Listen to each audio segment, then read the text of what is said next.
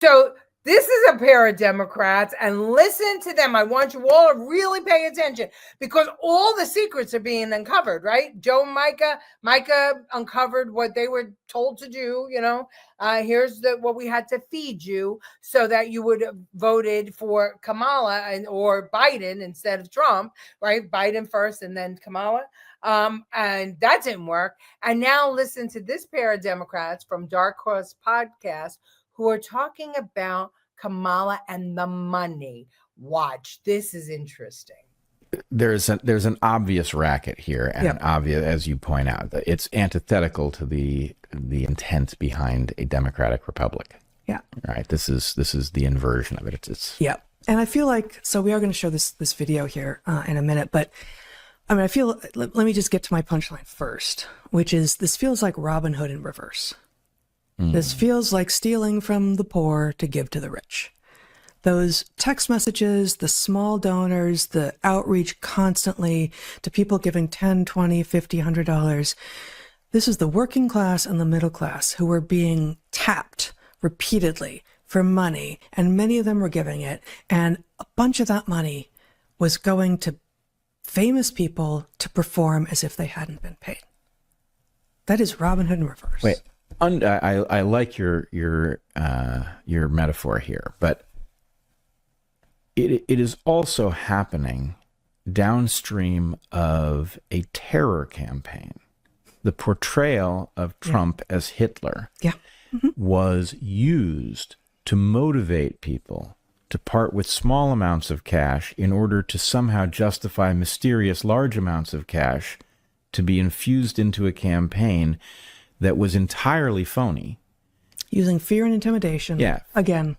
Fear and intimidation to drive the little guy to contribute to this thing that's obvious. I mean, think about it in the context. Again, we don't know that this is true. It's speculation, but those text messages, which appear to have been authentic, say 8 times match if you donate, right? Yep. That implies a huge amount of money making a nonsense gamble. Why, if you had a huge amount of money and you were trying to elect Kamala Harris, would you hold it back unless the little guy donated a little bit? Why would you do that? It's not necessary. The 8 times dwarfs the little contribution, so why wouldn't you just infuse it? Yep. That really does suggest that there was some necessity to get the little guy to do it, right? That it's cover. That it makes it look like a grassroots campaign when the answer is actually there's a huge amount of money trying to elect an incompetent person who was not nominated through any normal process, right? Was just installed. So what is that huge amount of money? Who were those people? Why did they want this person elected? Obviously, they're not patriotic Americans if they wanted an empty suit in the White House, because that would be an insane thing to inflict on the public. They must have had another agenda, and this just leaves me with a question of what it was. Yep, me too. Okay, so now they're telling us the secrets about the money. So we know that some time ago, Jen and I showed you some videos of, oh Lord, now I can't remember his name. OMG.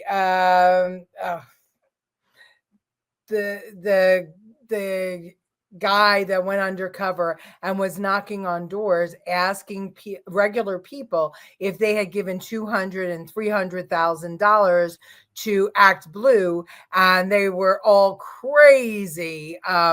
When they were approached, they all went crazy. I don't have that kind of money. I don't have that kind of money. But that's how Kamala raised that $1 billion.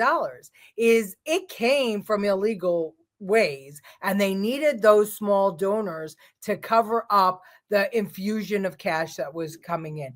I cannot wait to see what her filings look like, and Jen has promised that she would look them up. So now we understand how they're handling the money.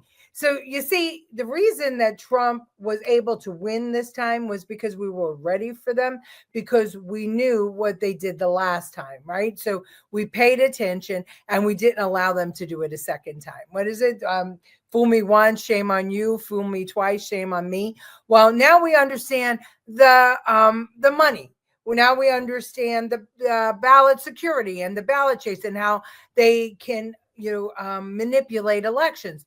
Now we understand what the press is doing. So like he did the last time, Trump has uncovered all of the crap that we have been just, too busy in our lives to see.